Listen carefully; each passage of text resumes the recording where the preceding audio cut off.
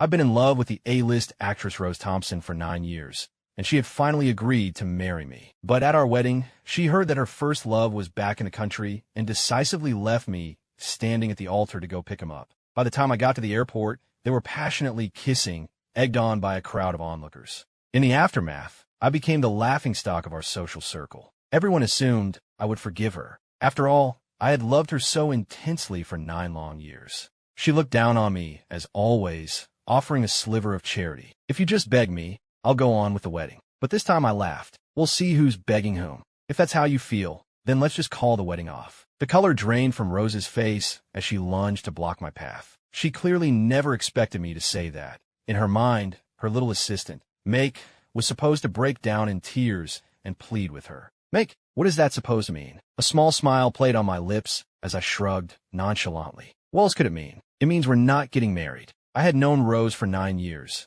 and for 9 years, I had catered to her every whim. I was by her side all the way from her days as an unknown extra to the award-winning actress she was now. For those 9 years, as long as it made her happy, I would have moved heaven and earth to give her anything she wanted. Every time she was heartbroken, I was the one who stayed by her side to comfort her. And today, I stood at the altar under the watchful eyes of all our guests. After a 9-year marathon, I thought I had finally won Rose's heart. But fate has a cruel sense of humor, and before the wedding bells could even ring, she got word that he was back in the country. I raced to the airport, only to see her chung like a moth to a flame, throwing herself at the man who was her first love. Amid the cheers of the crowd, they kissed with a fiery passion, as if they were the only 2 people in the world. Everyone thought they were watching a romantic scene of long-lost lovers reuniting, and they were completely captivated. Oh my God, isn't that the actress Rose Thompson? Who's the guy she's kissing? They look so perfect together. Holy hell, this is huge news.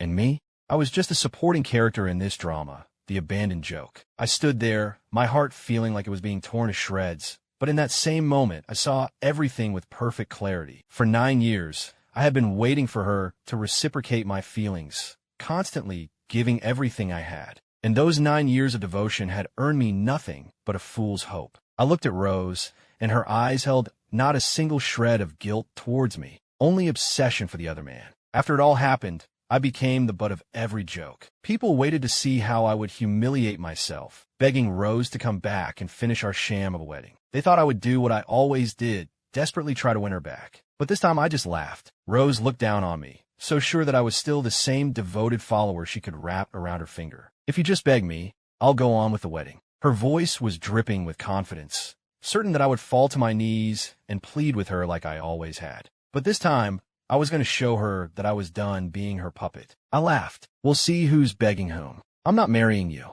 You can be with whoever you want, Rose. Her expression shifted, shocked that Make Miller, the man who had always been at her beck and call, would dare to speak to her that way. Just then, Liam Carter spoke up. He glanced at the tense air between Rose and me and said with feigned innocence, "I'm so sorry, Rose. I came all the way back to the States just for your wedding. I never imagined." Make, don't be rash. Rose was just so excited when she heard I was coming back. That's why she kissed me. His voice cut in at the worst possible moment, sounding gentle and reasonable, but his words were designed to drive a wedge between us. After he spoke, Liam made a show of wiping his lips, where the evidence of their recent kiss still lingered. I had to stop myself from laughing as I looked at him, standing there protectively in front of Rose. Liam Carter, Rose's first love, had timed his return for our wedding day. His intentions were painfully obvious to anyone with eyes. His seemingly calm words were laced with provocation and contempt, a clear demonstration of his power.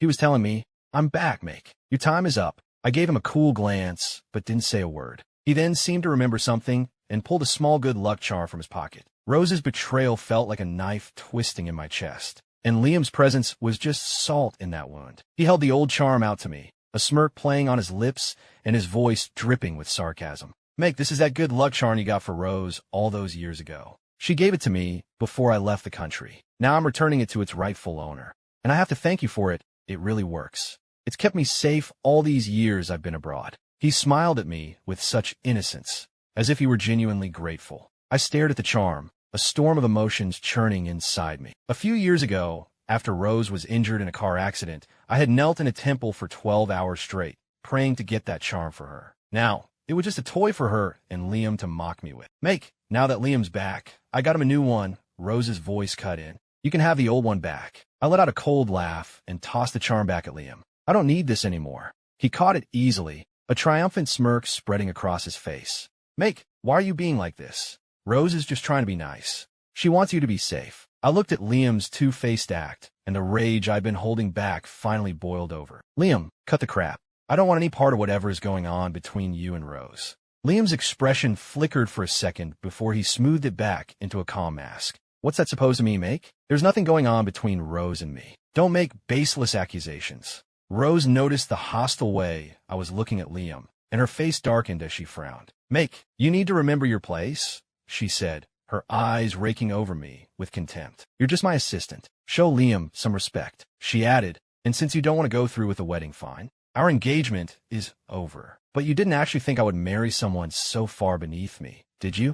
Her voice was sickly sweet, but the mockery was sharp. With that, she ripped the ring from her finger and threw it hard onto the floor. Take your pathetic ring and get out of my sight, she spat. It feels filthy just wearing it. This cheap thing is making my finger break out. Do you have any idea how much you'd owe me for that, given who I am? Liam wrapped his arm around Rose's shoulders, and they walked away from the airport, clinging to each other. Come on, Rose. Don't waste your anger on nobody like him. We haven't seen each other in so long. Let's go catch up. His voice drifted back. I came back for 2 reasons, Rose. To see you, and for a very important awards ceremony. Staring at the solitary ring on the ground, I felt my eyes begin to burn. It was the only thing I had ever made with my own 2 hands. I had specifically designed it as a Mobius strip to symbolize an endless, unbreakable love. It was meant to signify that no matter where you start on the path, you will always meet your partner, a love that renews itself forever. But now, it was clear my love had been wasted on the wrong person. I took a deep breath, forcing down the pain and rage.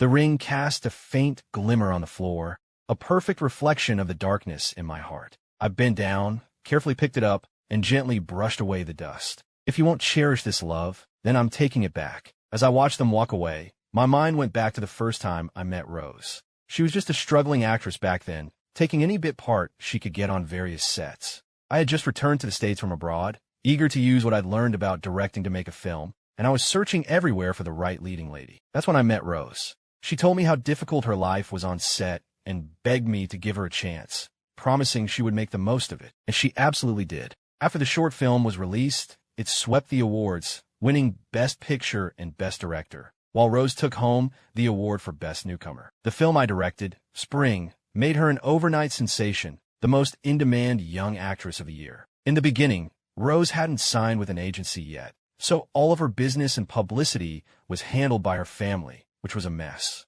I couldn't stand to watch the star I had discovered be ruined by amateurs, so I offered to act as her temporary assistant until she found someone permanent. Whenever I went with Rose to negotiate a deal, we closed it 9 times out of 10. Rose seemed to notice this pattern, but she never suspected why. She just thought I was her good luck charm. People in Hollywood are very superstitious about that sort of thing. So, with tears in her eyes, she begged me to give up my dream of directing and become her full-time assistant. Make, please, she cried. Can you really stand to watch me struggle as a nobody forever?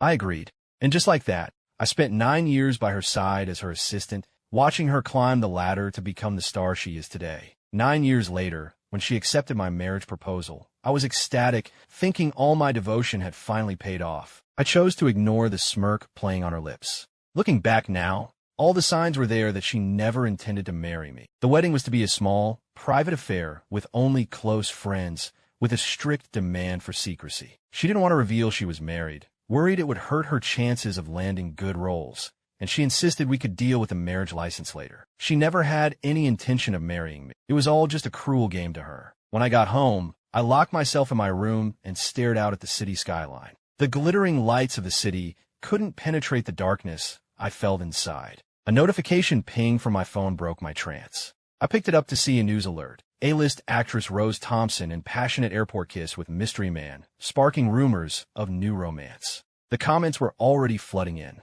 I was there. Rose and her boyfriend are so adorable together. So jealous of everyone who saw it happen. The heart of the gossip. I know someone in the industry who said she was getting married. I wonder if this is the guy.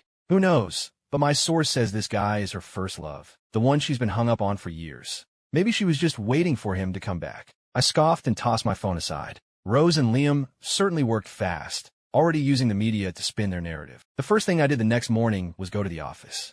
I planned to retrieve the few things my mother had left me and cut ties with Rose for good. I could feel the eyes on me as I walked in. Some held pity, others undisguised glee, but most were just cold, detached observers. I knew this wasn't going to be easy. When I walked in my office, I was stunned to find my personal belongings thrown all over the floor. Documents, photos, even private items were scattered everywhere. The floor was littered with files and records from my years with Rose. Every contract, every note from every negotiation was a testament to my devotion to her career. And somewhere in that mess, the most precious thing I owned, the watch my mother left me, was missing. My heart plummeted. I scanned the room and saw Rose and Liam standing in the doorway, smug smiles on their faces. "Looking for this, Make?" Liam asked, dangling a watch from his fingers. It was my mother's watch, the most important thing I had in the world. Liam brought it closer to his face, examining it with a look of mock surprise. "Wow, this is quite a piece. Looks pretty old." He handed it to Rose, who couldn't have cared less. To her, it was just some old, vaguely valuable watch. A flash of fury ignited in my eyes. "Liam, give me back the watch." Liam just sneered. "Give it back? You think this is your personal toy? This is company property." I clenched my fists, knowing this was just another one of their cruel games, another provocation. I struggled to keep my voice even. "Rose, I didn't come here to fight with you. I just want to get my things and leave." "Leave? You think you could just walk out of here whenever you want?" Rose laughed with contempt and tossed the watch to Liam. He caught it and looked at me, his eyes full of challenge. "You want the watch? Then beg for it." I took a deep breath. I knew I couldn't lose control here. I have to find another way to get the watch back. At first, Rose's cruelty was just about putting me in my place. She believed I should have been her grateful, tireless assistant forever. But seeing that I wouldn't break, she decided to get serious. I turned to leave, but her voice stopped me. "Make, if you walk out that door today, don't you ever think about coming back." Her voice was laced with threat and scorn. She couldn't stand being defied. I froze but didn't turn around. Then I heard a sharp crack, and a terrible feeling washed over me. Rose's voice,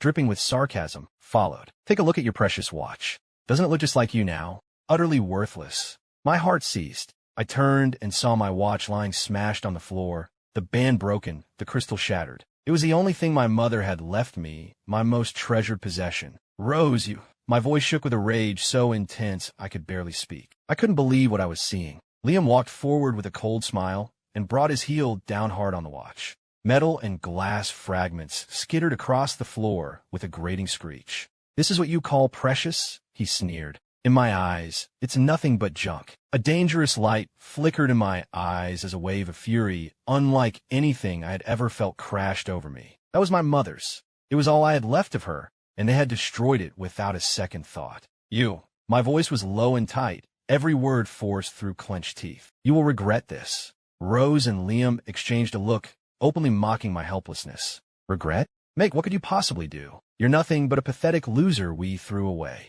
She added, "And don't even think about working in this town again. You're blacklisted. Do you understand? Is that right?" What they don't know is that I have another identity entirely.